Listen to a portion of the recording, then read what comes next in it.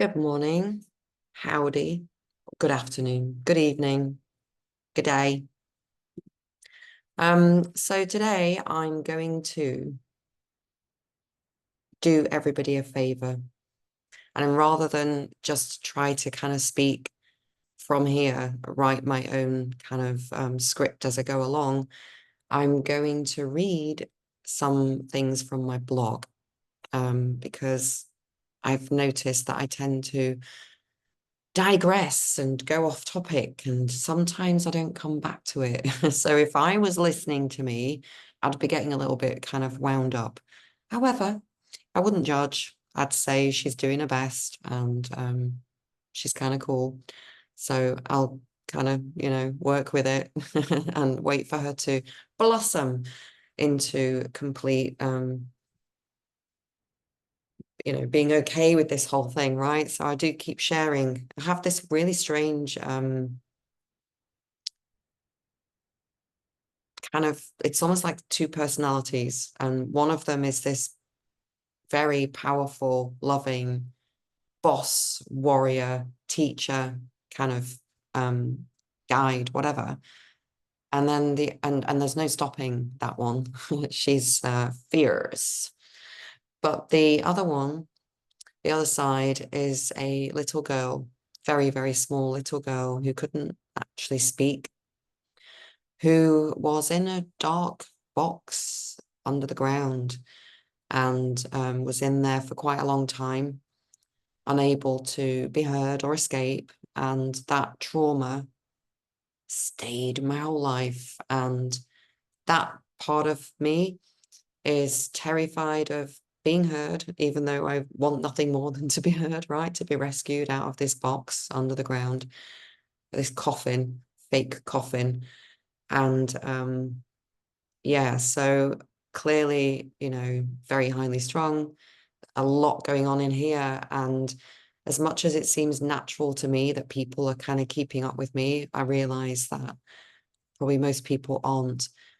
And because I'm kind of pitching my what I'm sharing to everybody, not just people who are awake, or in fact, not for those people. It's actually, I don't know, I just feel like I am here to kind of wake people up. I know they say we're here to wake up the lions and all that, but I just, yeah. Anyway, so I've decided to, because I have a blog. I wrote a blog and I've written a lot. I think there's about 300,000 words on there. I'm not able to access it now. Haven't been able to access it for quite some time. I did manage to get on in April and I wrote this.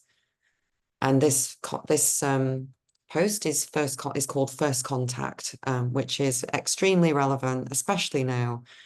We know now that with Trump being charged or sentenced or whatever, and it's just ridiculous, that disclosure and some pretty crazy stuff's about to happen. Okay, I'm going to talk about that in another post, another video today, later, called The Great Awakening. It's going to be probably multi-parts. I'm also going to be sharing a multi-part story of my life kind of thing, because it's important for people to know where I'm at, where I'm coming from, and, how I speak the way I do and what I talk about, because I'm not better or worse than anyone else. It's not that I know more or, I'm not special. I just had the time in the lockdown to do the research, and it just linked to so many things in my life that it was just clear to me, and the rest is history. So anyway, I'm going to, I already got halfway through this and then kind of cocked up some of the phrasing around a sentence, and I was trying to kind of redo it and it just got silly. So here we go. So first contact. I've never really been what one would call religious. I was brought up under a loose umbrella of Catholicism, went to Catholic schools, and even went to church of my own volition now and again. My mother, however, never stepped foot in one whilst I was alive. She was Irish, and she said she had had a gutful of the priests and the religion as a child. She was terrified of death, terrified of what would become of us once we died, though, and so it seems strange she turned away from God. Though, of course, God is not to be found in a church or via a priest. This would be the false God. I always thought that I was what you would call spiritually inclined, however. I was always asking questions, wondering about the ways of the world, and I seemed to exist in a space of one who is looking in from the outside, very curiously. And nothing made sense. It all seemed so broken and dull and dark and complicated and slow and heavy and cruel and hard. Everything. There were rare moments of true beauty that would take the form of a rare sunset. I grew up in England, enough said. Or a good book read under the blanket with a torch. Or an English summer salad on a rare, again, summer's day. A genuine smile or gesture from a friend or a stranger. A wood pigeon cooing on my roof. The sparkles on the sea. Cat purrs. Peach-flavoured fluffy clouds. Drowsy summer bumblebees. A hot buttered crumpet. The perfect blue sky. A trip on a boat. These were my gods, my angels, as I navigated my way through this thing called life on this planet called Earth. I was always drawn to the unknown or the occult. We grew up with Star Wars and Star Trek, though I never really gravitated to either. They were just always all over our TV sets. Though there was one show I liked called Space 1999, and I fully believed in the 80s that by 1999 we would all be in space. I guess I knew something. As I've often shared, and as is detailed in book 1 of a 5-part series of books that I'm writing, book 1 being published, things were far from easy for me growing up. As I uncover more and more, I realize more and more just how bad it was and how much of a constant attack I was under. This applies to many of us. In fact, it applies to every single person on the planet right now. But rather than use the presumptive we, I'm going to stay in my lane and share what I know from my perspective. It's not arrogance or me. It's just how it's supposed to be. Self-accountability, self-responsibility, self-reflection. That's where we're going now. I'm still releasing much toxicity and unpicking false beliefs, which are mainly to do with self-worth. Though today I realized that a humble attitude is part of the package and nothing to be ashamed of, and nor is oversensitivity. The issue on this planet is that most people are not sensitive enough. And yet, we're always being told, grow up, be a man, grow up. Another thing that always confused me, this concept of toughen up. As I've also said, it is this trauma and grief and sense of being utterly lost in a very, very dark and dangerous world that I guess assisted in keeping my third eye open, or my sixth sense, my intuition. Not that I was very good at heeding it. On the contrary, I was always going against it. I have this weird inbuilt maverick program that even if I wanted to, I cannot override sometimes. It is this maverick streak that got me famous in Malaysia for standing up to the crooks that were ruining the country. And wow, that was intense. It is kind of crazy how much has happened in the past 4 years. The amount of absolute crazy. But I'm still here, still babbling away. And people are like, wait, what's she saying now? I think people are starting to get that something much bigger is going on. And so in their absolute confusion and fear, they're slowly losing their egotistic need to know it all and be in control, and are instead opening up to the possibilities of the existence of something altogether very much greater. I've seen some unusual things in the sky, a Fanta black dragon in KL and a couple of triangular craft which did some cray-cray things before zooming off into nothing. I think they were TR4Bs though. Still awesome, our hidden tech. I also saw a fair few glowing red, blue, green orbs, one of which I caught on camera during the lockdown era. It definitely was not of this realm. Some people say that they are orbs or beings which are coming through the veil. The wavy, flowy nature of how they appeared would make sense if this is what they were. We have to start to open up to the fact that we ain't just been lied to. We've been altered and manipulated, coerced, bullied, and deceived into not accepting the truth. Not only is the truth much stranger than fiction, it's now appearing all around us if we can open our hearts and minds to it. This means entering the vibration of a childlike state, not becoming a child, but having that openness and lack of judgment or fear. We've all seen how children are in situations where we might be afraid, and things never go wrong. It's we adults who create the problems and inject the fear into their magical realms. We adults who are being controlled by the anti-human AI demonic satanic system of control and destruction that was gripping the planet until very recently.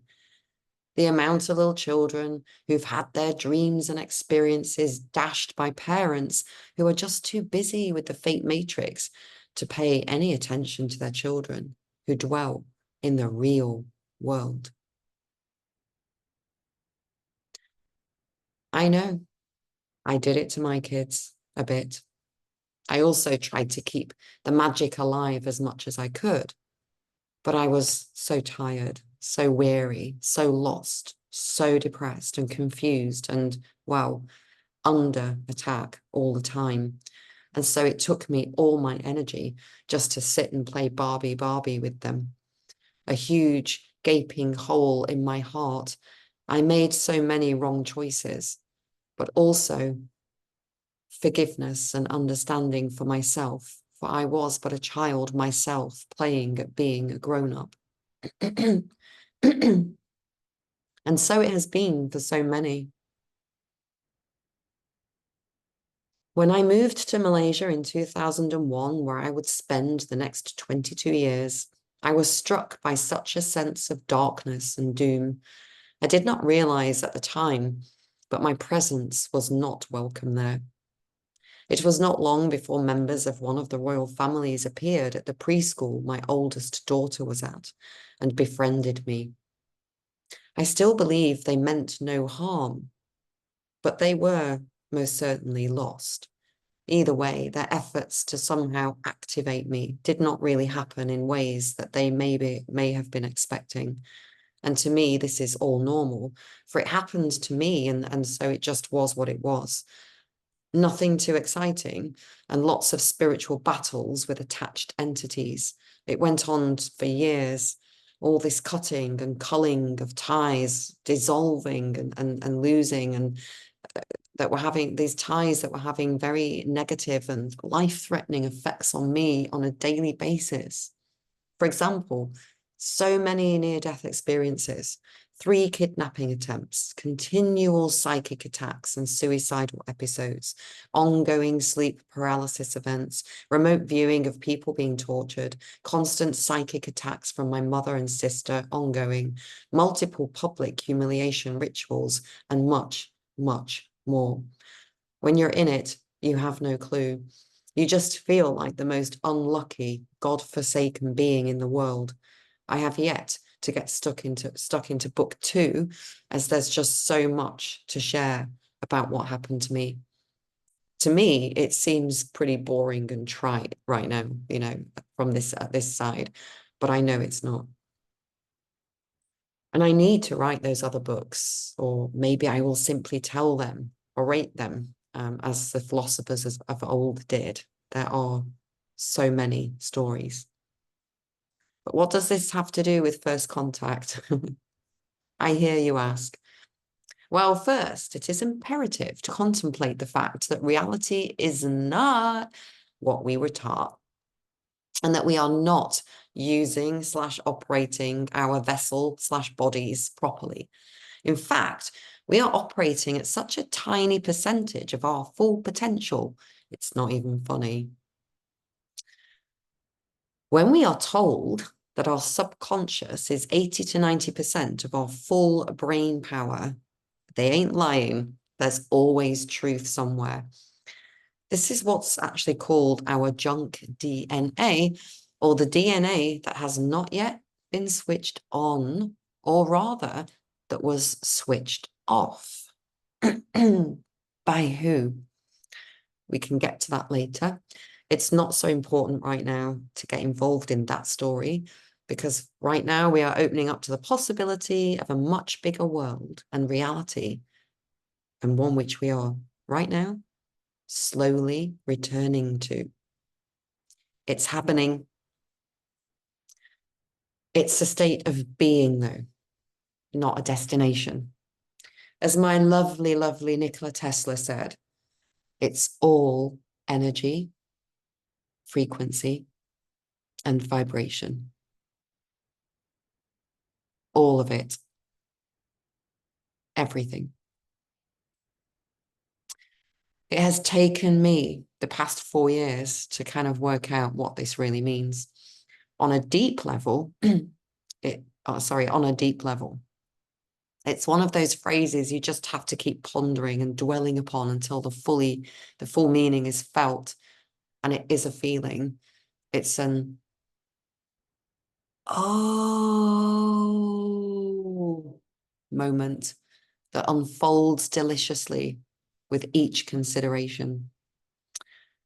As I have mentioned in these essays, when I was younger and out and about partying, I would always end up lecturing about atoms and antimatter and dark matter, and how there was so much more around us than met the eye.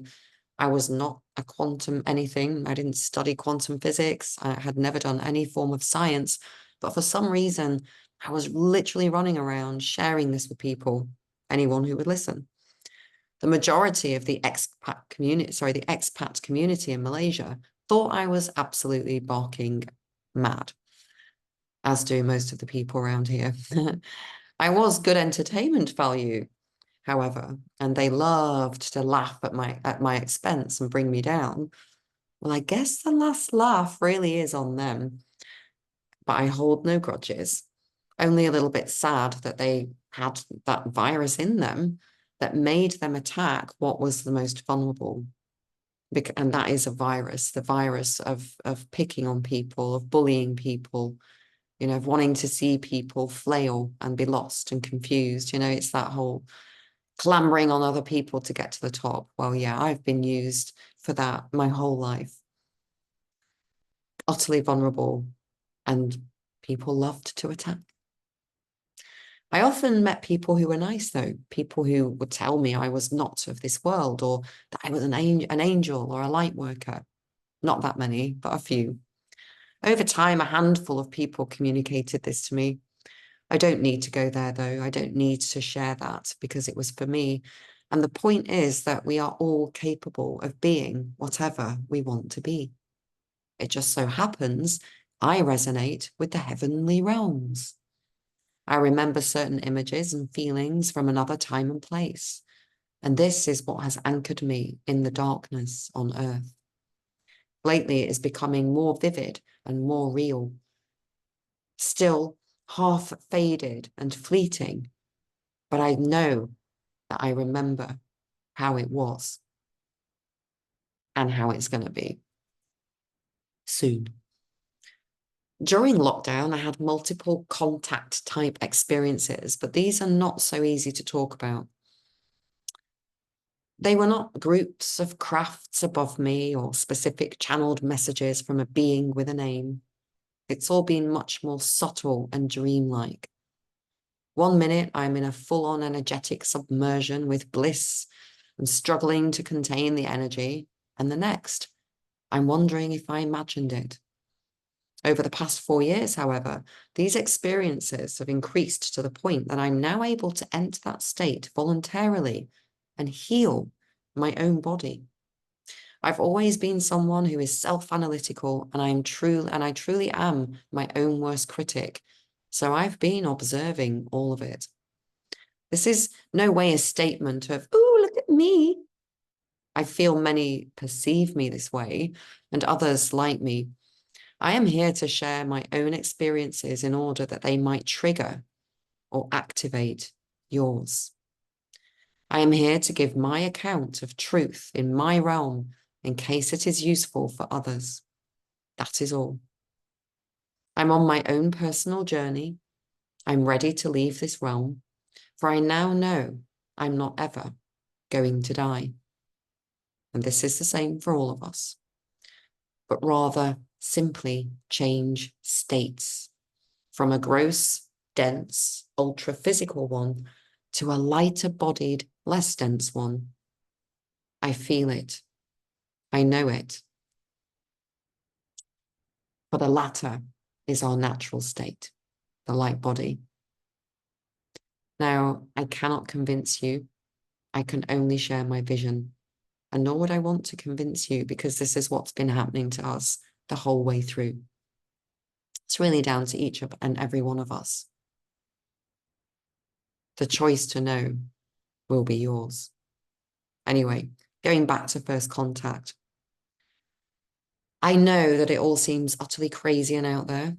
And even though we have all talked about this subject loads, it seems that now that it's finally coming out, there's a huge amount of cognitive dissonance. I guess that now that it's getting real, people are starting to realize that they're not quite ready. How could they be when the only way the truth has been presented in the mainstream is through a long catalogue of movies depicting our space brothers and sisters, for the most part, as something to be feared, with the exception of E.T. Ask yourself, why would the powers that were have gone to so much trouble to make these movies? Do not forget that Hollywood et al.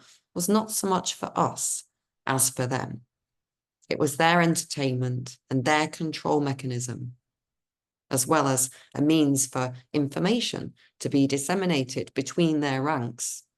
But we can also receive much from these movies by way of information, from the aforementioned Star Wars and Star Trek, to Avatar, to Interstellar, to the Avenger movies. And there's another post on that on my website. I think the most crazy thing that I've seen lately is Westworld, a truly insane story about an amusement park of sorts, which is really a prison of life-like robots who normal folk can use and abuse on the park. It's a huge park, by the way. The robots start to become sentient and attempt to break out of the park. There is so much raised in terms of morals and ethics and what it means to be human or real or authentic. I'm halfway through. Well, I've actually finished now. It's pretty crazy. And I tend to crochet my way through all the blood and the gore. It also seems to be a nod to trafficking, human trafficking. It's pretty shocking to think that such places might actually do exist, well off the trodden path and far, far away from any place that we might stumble upon, totally hidden. It also makes me realize how many dark things have been going on here on planet Earth. In a way, we are like those clones, robots, whatever, who do not know where they are and who ultimately try to take over.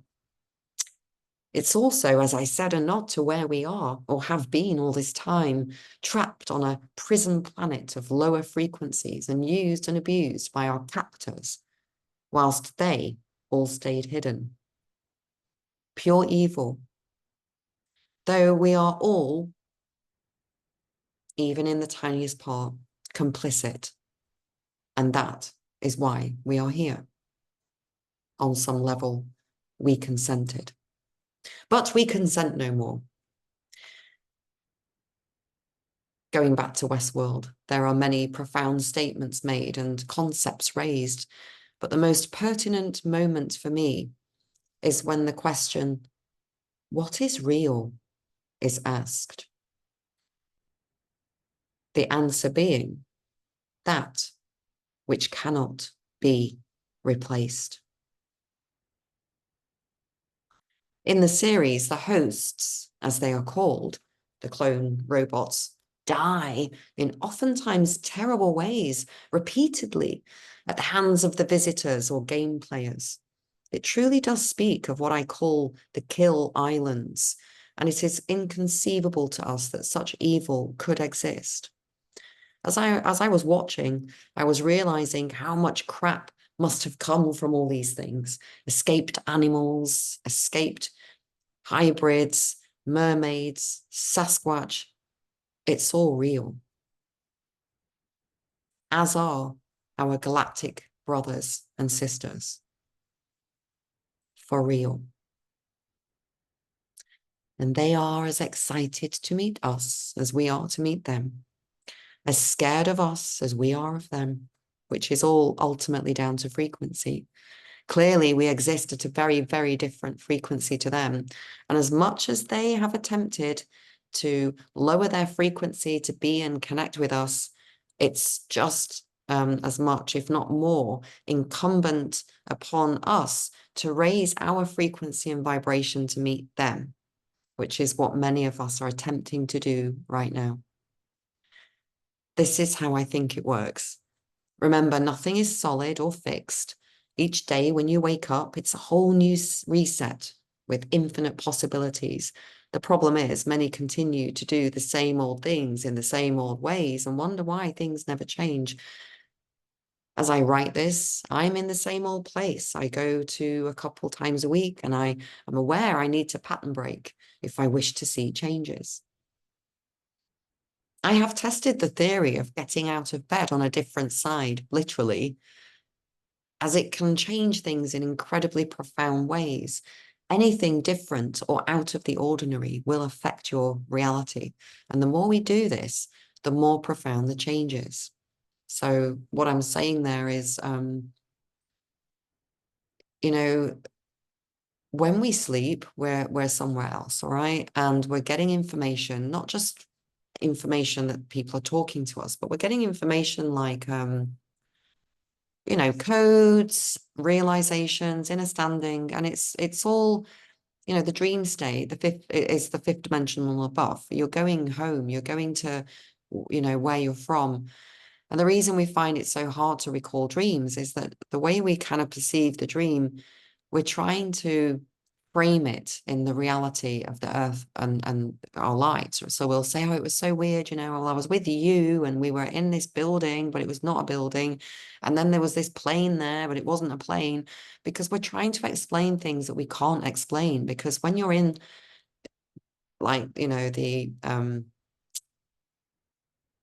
real world, the real universe, like the real state of existence, it's not as solid as this, all right? I'm going to keep doing videos and I'm going to keep talking about it. I'm going to keep sharing so that it can sink in. It's very important because we are the ones that have to adjust our vibration to meet, you know, the rest of our cosmic family halfway. And it's real. It's happening. So yeah, we arrive back on Earth every morning in our vessel with dreams or not.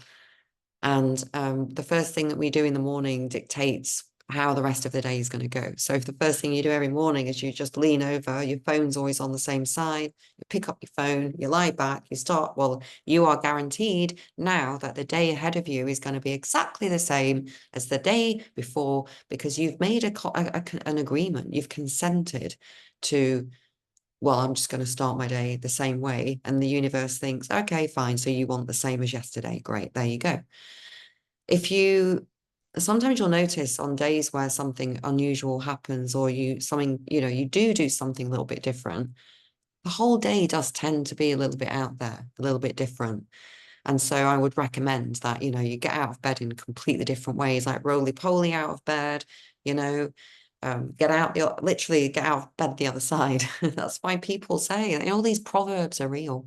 People say, did you get out of bed the wrong side? Meaning you're not the same person as you were yesterday. Look at all these proverbs and stuff, these were the controllers that were giving us kind of little views of the way the world really, really works. All right. Anyway, back to the it says that this is also a neat quantum hack to connect with our star fam. Doing things differently and holding space for connecting with them is one of the single most powerful things that we can do to connect, and for humanity and for us moving forward. And don't get all beat up if it doesn't happen straight away. And in fact, it most probably won't happen the first time. These things take time. We have to build up a blueprint or a template for this. And this can take time. In effect, we're creating our real organic Neuralink to the stars, you see. So everything that the dark side is doing right now with the transhumanism, which of course the precursor was the transgenderism, which is a crime against God and the creation, and a crime against all these children and human beings who have felt lost in their bodies because in fact they're not from here. And we are androgynous as you go up in level. And so they have used this sacred inner knowledge that these beings have had, and they've anchored it in the physical body. This is the greatest crime. This is the greatest crime. I'm furious about that. But anyway, we forgive. So basically it's about us making contact, right? And it's about creating our own Neuralink brain blueprint. You see, our brain's been hacked. We have a corpus callosum connecting the left and right hemisphere. And so for all intents and purposes, the left and right hemispheres of the brain have been completely cleaved in half. It was one solid brain, all working perfectly. I mean, maybe it wasn't. Maybe it was a little bit but it wasn't the way it is now. It's almost as if they've almost severed. And I do believe possibly that the shots, the jabs, the war crime injections, they were attempting to sever what was left of that connection. And your right brain is your connection to spirit, to the rest of the cosmos. Your left brain is what allows you to navigate a three-dimensional, hard, cold matrix. So there's going to be quite a few people who are going to be continuing their evolution on a planet which is in alignment with their brain. Okay, so we are trying to rebuild the blueprint, the Neuralink, our own Neuralink blueprint, which we do through our pineal and our imagination. And I'm going to be doing workshops, free workshops, classes, whatever, because it's going to get busy. And I'm so excited to share and this information and to see, the amazing things that people come up with and what happens. But anyway, so as we build our blueprint and as they are attempting to kind of come down, it's kind of like, things have to be aligned on both sides. The key is just to keep the channel open, keep the invitation open, and make space. Make space, real space. It's so easy to believe that it's all untrue, a hoax, that we're alone in the universe. But really, really, deep down, we know that this isn't true. We just know it. We just don't have any reference points. And also the Hollywood/media construct has smeared any ideas regarding extraterrestrial life as threatening and scary. See Alien and Prometheus. Both are true, but not pervasively so. When in fact, the majority of aliens are hominid in nature, they're bipedal and benevolent, and are in fact us. from the future here to warn and guide us in the now. It's all a bit of a head because there is no time and space. Everything's happening in the now. But in this reality, in this matrix, we have a time matrix so that we're able to kind of slow things down. The time matrix was created to create a bit of space for us to experience all of what's happening in reality. And yeah, I know it's a bit of a,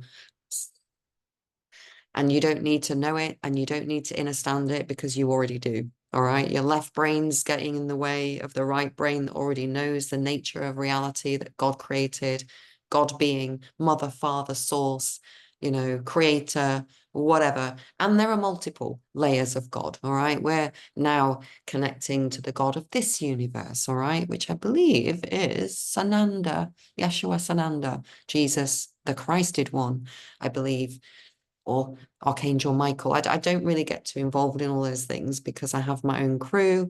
Obviously, totally love Jesus and Archangel Michael, and you know, we're all in it, but we're all equal. And this is the message that they are trying to give us. And so it's not about deifying others or, you know, putting anyone on a pedestal.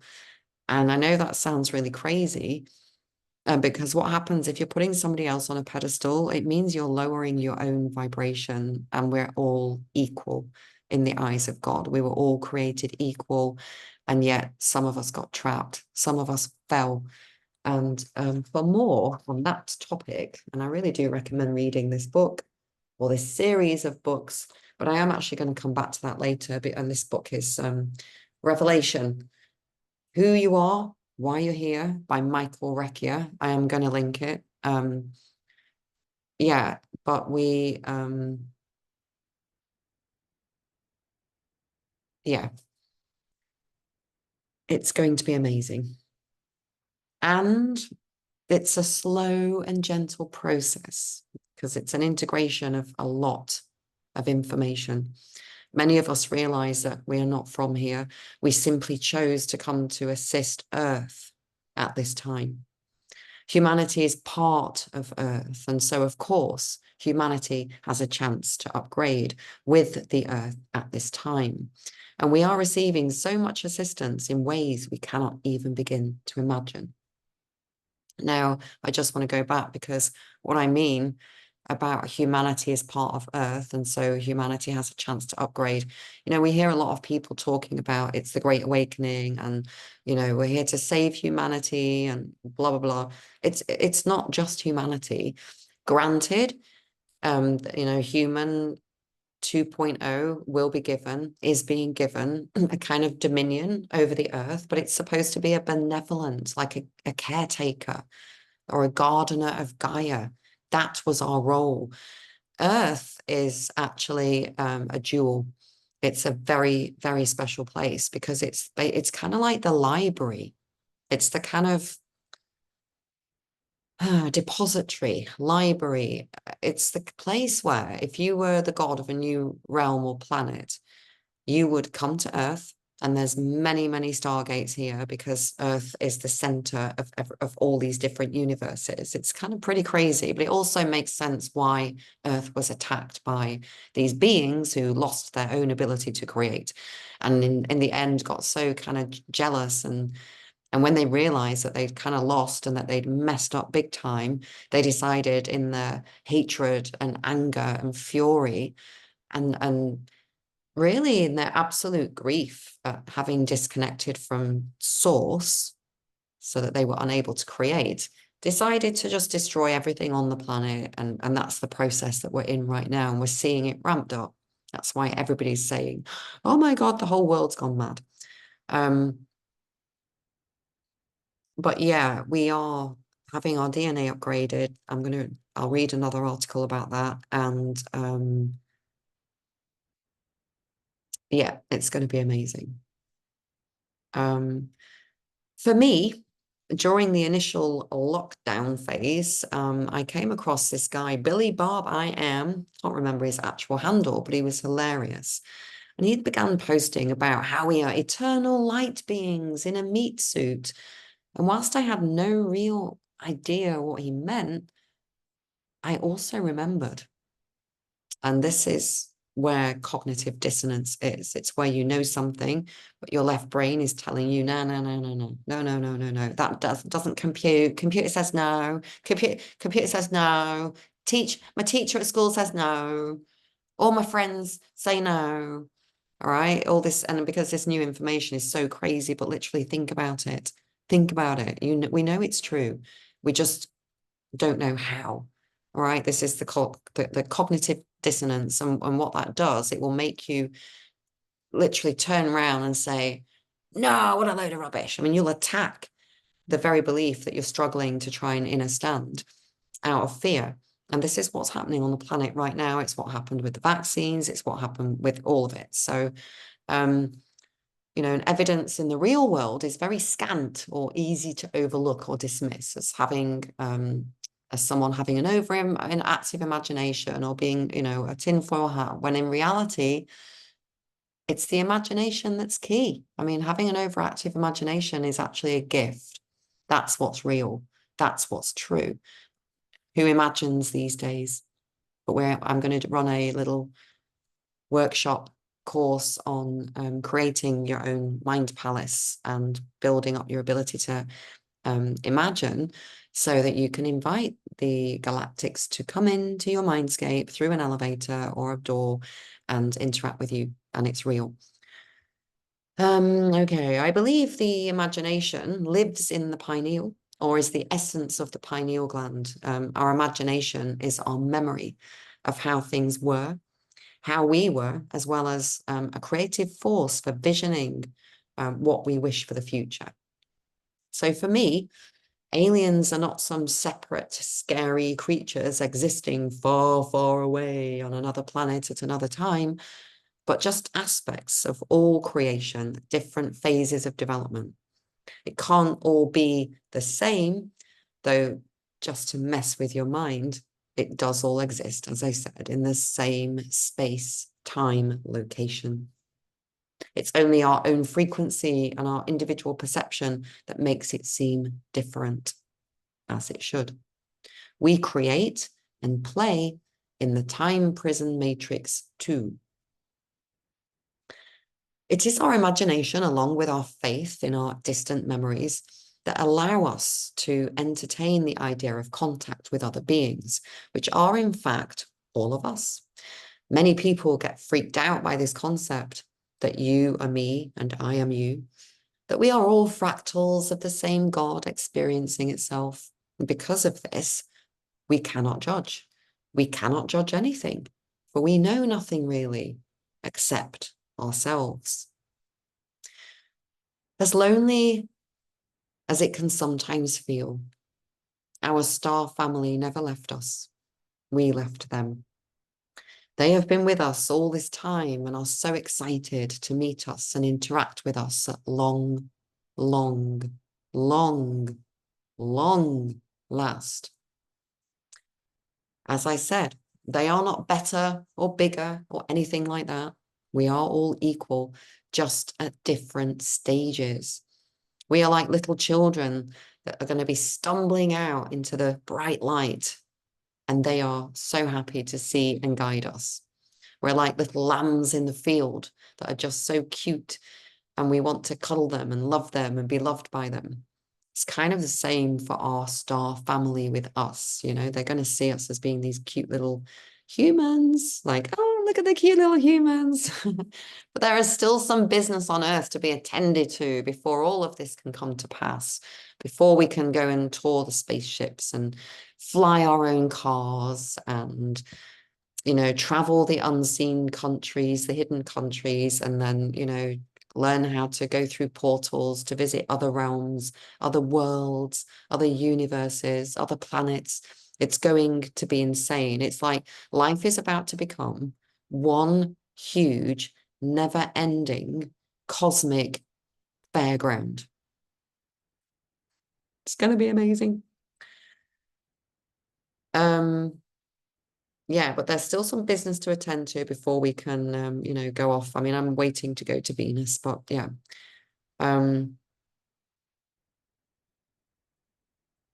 And that business, I think, is about to happen. But they are there. They are waiting. And this is real. I mean, look at all the spaceships that are being, all the UAPs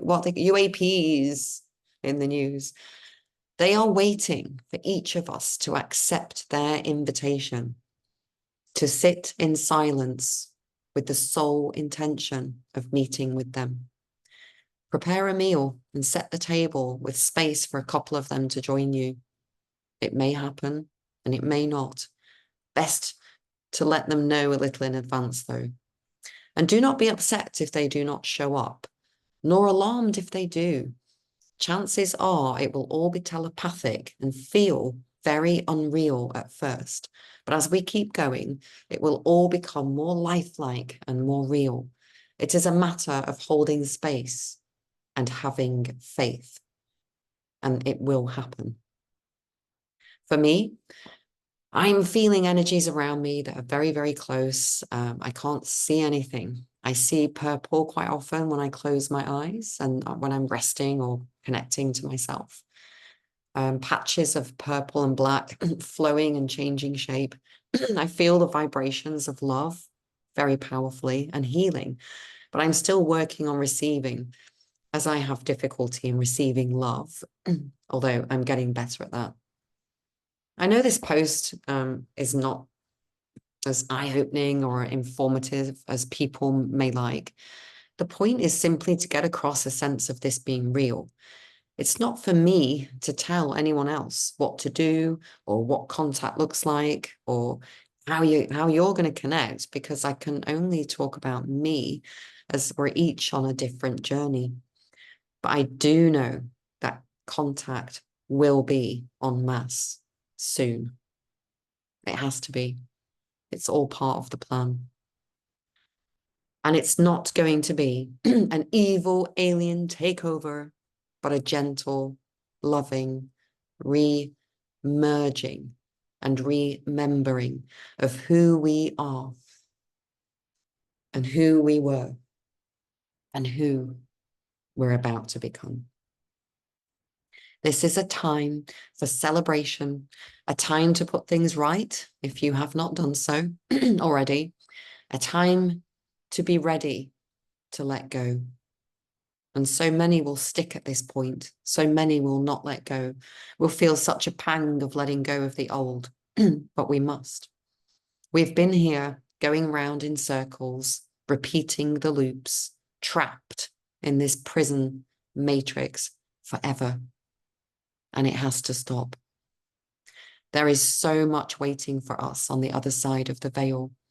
We just have to reach out and keep reaching until you feel the contact.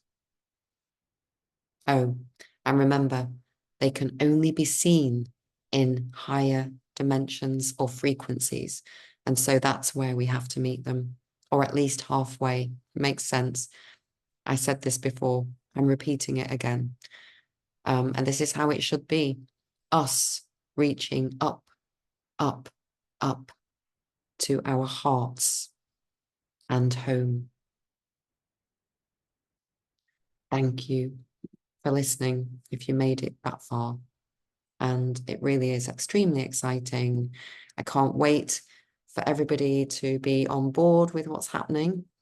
And yeah, it's amazing. I love you all. I will speak to you soon. I'm going to be posting a couple of things today. So yeah,